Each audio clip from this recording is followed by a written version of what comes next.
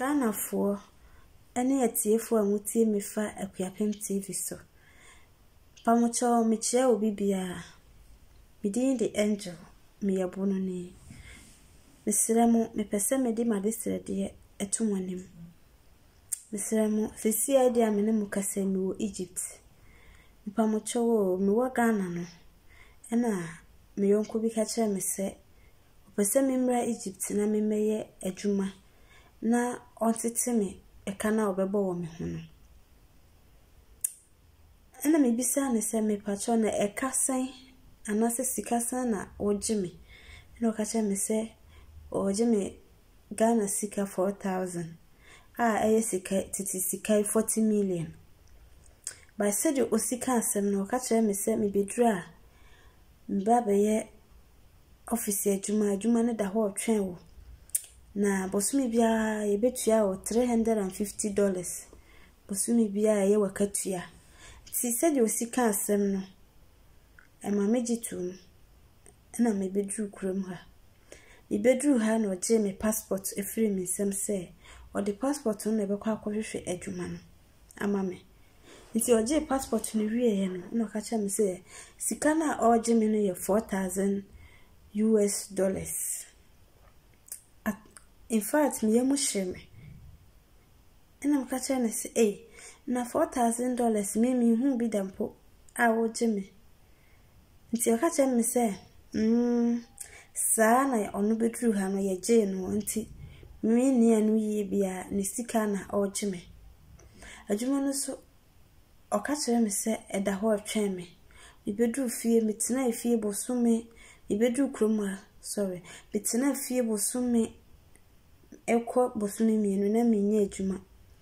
Menye adwuma no bisu koye krom ha adwuma eden. Enti se Ghana efie ade yo nsesan ewum pa ewo ha.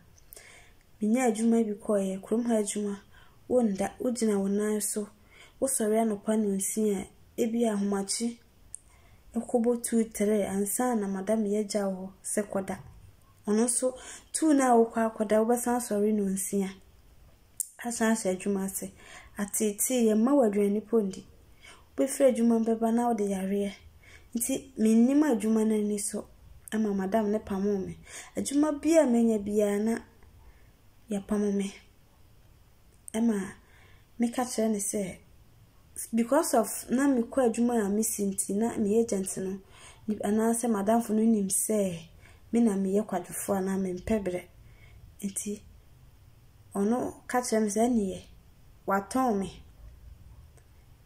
me ama se mesimi ntue ne sika no emma no a waton me ama obi oton me ma be ma na me ka se na waton me sen eno se sika na me meje onu maje afiro sa nipa no wonti wo betua sika na ma sa bra na waton me ama no be ma no so owoyere mintumi ne nkotena efie baakom enti me sa like me kana say me ne omo kasa ya nti krom ha so Ghana fo bebre ye de omo ba anibre ne anyoye a ye de ye fam nti no ma me hia ma me baako wo ha na me de me ka ma asem kire no no se ne sa de a me metena ne nchen na me mfa nhwehwe adwuma ne bi na me mfa nkofie nti me koka kire Ghana embassy fo mo Egypt here ana maka kire me se emwa a mo betimi de aboa me ne se omo ba ma me nkrata metimi de free krom ha eno so no metua sika kakra a ye $35 na omo boa me wi a me na metua me tikiti sika asua overstay nema muso eden ema me wo ha etoda de nipa bedi ho oden enso mehwe benkum mehwe nifa adwuma ho oden krom a wonya adwuma ponko me ba ahofro na adwuma ho oden minya ba akoko ye sese ye nso a me pese me ba fie ne pono minya adwuma ne bi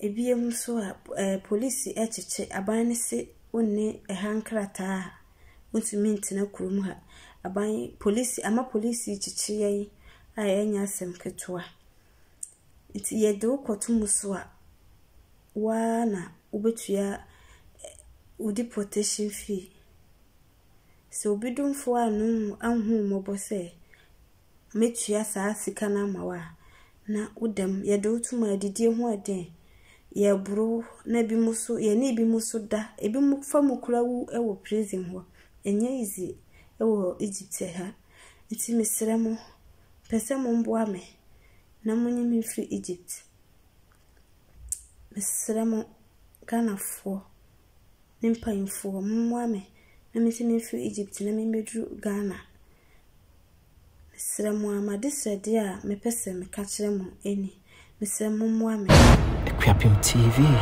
Bipauso Hi Equiapim TV Bipauso Hi